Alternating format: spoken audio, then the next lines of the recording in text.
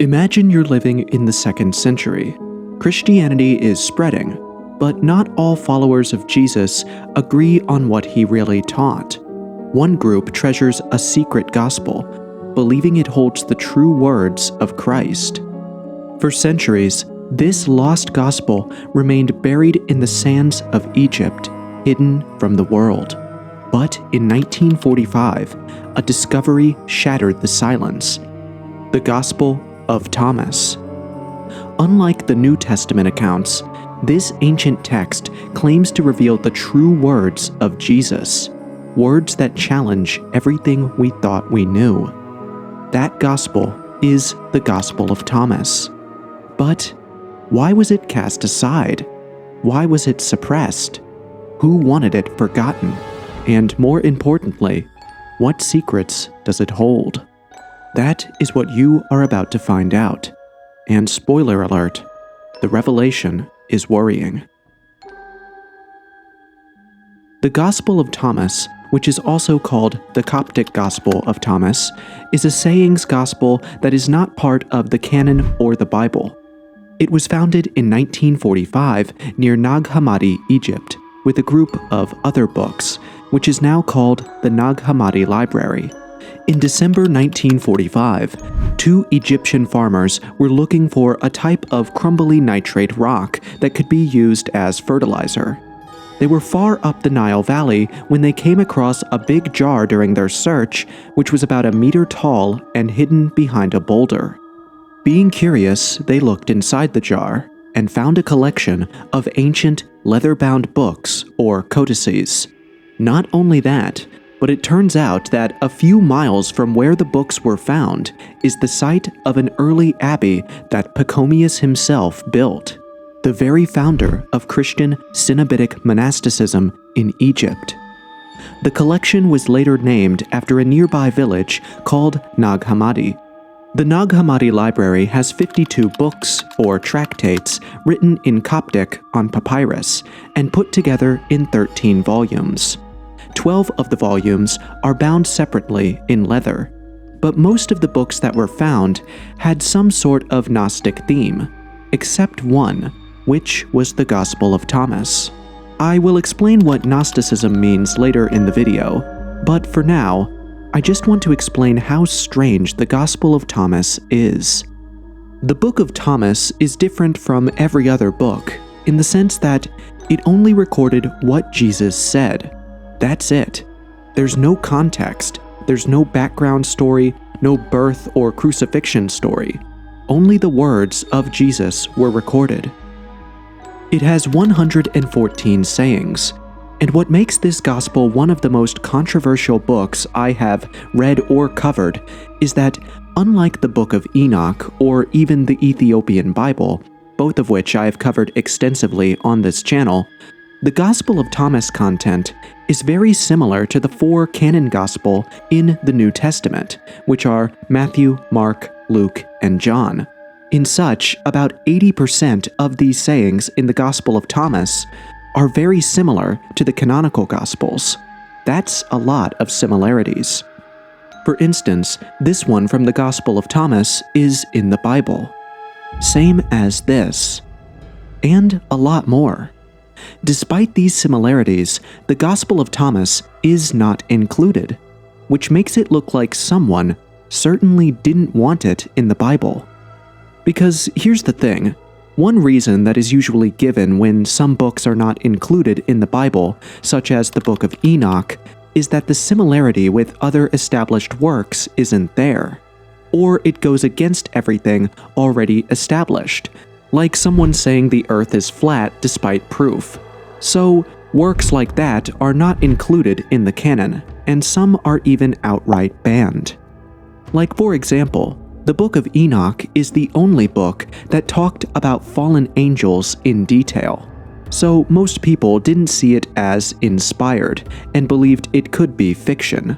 So they didn't want to risk including a fiction into something factual. But that's not the case with the Gospel of Thomas. And yet, it was sidelined. Why? Because here is another secret most people don't know. Some scholars, and I mean intelligent, established scholars, who have been doing this all their lives, believe that the Gospel of Thomas predates the 4 important Gospels in the New Testament, which are Matthew, Mark, Luke, and John. Especially the Gospel of Mark, which is said to be the oldest. So, if Mark can be influenced, what's to say the rest aren't? So it is believed that the Gospels were influenced by the Gospel of Thomas, and if not that there was a central source, known as the Q source, that had the sayings of Jesus, which all the writers were able to use in their own version of the Gospel, including the Gospel of Thomas. For some of us who don't know, it is believed that because of the similarities among the Gospel, that was a hypothetical central source known as the Q source, which was basically a note someone wrote about whatever Jesus said, kind of like someone taking notes in a meeting. So there is a theory that this source, known as Q source, was used by everyone in their own version of their story, like a reference. In such, the author of the Gospel of Luke said many people had already written Gospels before he decided to also write his. Many people have tried to tell the story of what God has done among us. They wrote what we had been told by the ones who were there in the beginning and saw what happened. So I made a careful study of everything, and then decided to write and tell you exactly what took place. Honorable Theophilus, I have done this to let you know the truth about what you have heard. And from that passage, we can see there were many versions out there that were really confusing new believers, which I will get to in a moment, so stick with me. But I brought this up because despite these various suspicious and very obvious false accounts of Jesus, the Gospel of Thomas was never included in it. And even the early church fathers studied it, as well as thought of it as scriptures, so much so that some of them quote it. Saying 52 of the Gospel of Thomas is found in the writings of St. Augustine. Saying 113 turns up in the writings of St. Macarius of Syria. As the Lord has said, the kingdom of God is spread out on the earth, and people do not see it. Macarius quoted other Thomas Jesus verses as well. Lots of people think of the Gospel of Thomas as a Gnostic gospel, but it is a lot more complex than you think, because, you see, the Gospel of Thomas actually lacks a lot of Gnostic features. There is no mention of an evil demiurge, which is a common theme. There's no mention of eons or archons, like what we see in the Gospel of Judas.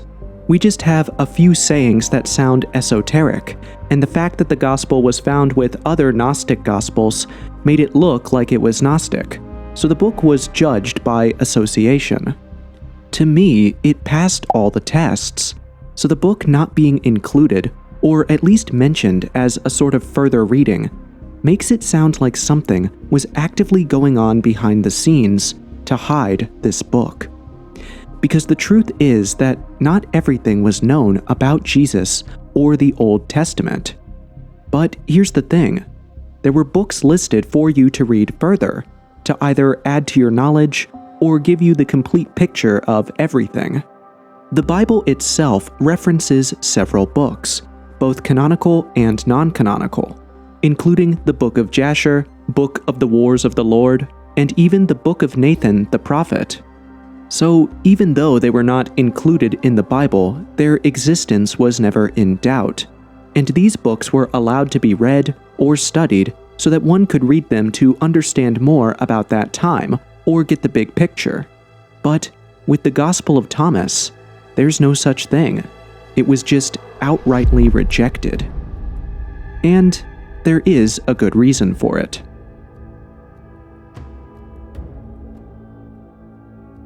Once again, unlike the Book of Enoch, where most people don't know that it wasn't written by Enoch himself, everyone knows the Book of Thomas wasn't written by Jesus' disciple, whose name is also Thomas. The book's author is either Didymus Judas Thomas or an unknown. Either way, we all agree that the book was written 50 to 100 years after the death of Thomas. And crazy enough, that's not what discredits the book. Now, this is where it gets even more interesting. You see, I did say the Gospel of Thomas is 80% in sync with the other Gospel. But that remains 20%. And this is where the problem comes in, which I will go into now, and which is why most people don't believe in it. You see, in the book, there were lots of inconsistencies. Even though 80% were similar to the canon Gospel, 20% were not. And this wasn't the case of being a glass empty kind of thing, where we're looking for faults. No, that's not it. Even though 20% was original, that is, it can't be found anywhere else, it's what it says that makes everything fall apart. It's like building a house where it has all the best things, a smart home and all that, but the very foundation of such house is weak. So it doesn't matter if your house has the latest installation of whatever. If the foundation is weak, it's all going to fall. And that's what happened with the Gospel of Thomas. In here, Thomas is given a kind of important role, which, according to the four Gospels, didn't happen. But I'm willing to overlook that because even within the four Gospels, there were still some stories that didn't match 100%. Some writers explained more, some writers explained less, some cleared out misunderstandings. The book of John didn't even talk about Jesus' birth, and some writers even called out, or should I say snitched, on their friends, like how John snitched on Peter. So I could make a case of this as Thomas's representation, but some other things just didn't track, like this. Jesus never discriminated. In such, that's why people drew to him. Because while the preachers and teachers of that time would give preferential treatment to the rich and healthy, Jesus welcomed everyone. You could have a disgusting illness, and he would touch you, which of course pissed off the leaders of that time. But you get my point. Also, the lack of apocalyptic themes was a cause of concern, even if the book is just attributed to Jesus' sayings alone. Jesus preached about the end of the world, and his apocalyptic beliefs are recorded in the earliest Christian documents, which are the Mark and the authentic Pauline epistles. Early Christians fully believed Jesus would come back soon, and these ideas can be found in the earliest Christian works. I mean, if you see someone die and come back, or raise the dead to life, certainly if he tells you he is coming, you believe. But there are no end-of-the-world themes in the Gospel of Thomas. Instead, it even goes further to say that the kingdom of God is already here for those who understand the secret message of Jesus. This contradicts Jesus explaining the rapture about two people working on a farm and one will disappear while one will remain. And Jesus' message was never a secret. In such, he took extra measures to dumb down his preaching so that even the illiterates and uneducated could understand what he was saying. That's why he was always telling stories. Meanwhile, the Gospel of Thomas talks about the kingdom of God not as a place to go to heaven, but as a way to find out more about yourself. Another thing that the Gospel of Thomas says is that Jesus made fun of people who thought of the kingdom of God as a real place. There is a higher emphasis on knowing yourself rather than knowing God. Spiritual practices like prayer and generosity are said to be harmful and sinful. You'll find several sayings which imply that Jesus is very mysterious or incomprehensible. There are fundamental, foundational things that never changed, but in the Gospel of Thomas, they changed drastically. When you add all these together, you start to see why it is believed that the Gospel of Thomas was probably written by a Gnostic in the early 2nd century. This brings me to the major reason why it was included, and that is Gnosticism. Gnosticism was a teaching that emerged out of Christianity in the 2nd and 3rd centuries, which taught that there was secret knowledge about Jesus, God, salvation, and reality that Jesus shared with only a select group of individuals, including his disciple Thomas. Reading the Gospel of Thomas, you'll often see that it begins with Jesus saying something that sounds similar to what you'll find in the four Gospels of Matthew, Mark, Luke, and John, but then trails off to teachings that sound Gnostic. The writing effectively pulls an unsuspecting Christian in by bridging the gap between the known teachings of Jesus and the way of Gnosticism. The way I see it, Gnosticism is kind of like a mix of Christianity and other religions. The closest that I can think of is Buddhism or Platonism. A lot of Christian schools agreed with Plato's ideas and view of the world. According to Plato, God, or the highest good, was perfect and lived outside of the material universe. Because of this, he would not have made a world that was not perfect. He suggested that there was a second power, called the demiurge, that made matter, which is what the physical world is made of. This view was supported by most Gnostic schools, and this was the issue back then. You see, the problem is that before Constantine the Great became a Christian in 312 CE, there was no central power in the first 300 years of Christianity. A lot of different ideas were taught in Christian groups, and a lot of them were wrong. This again was what Luke was talking about by referring to many accounts written. You see, Jesus didn't just come to preach and save souls. Jesus broke the status quo. He changed everything about how we should worship God.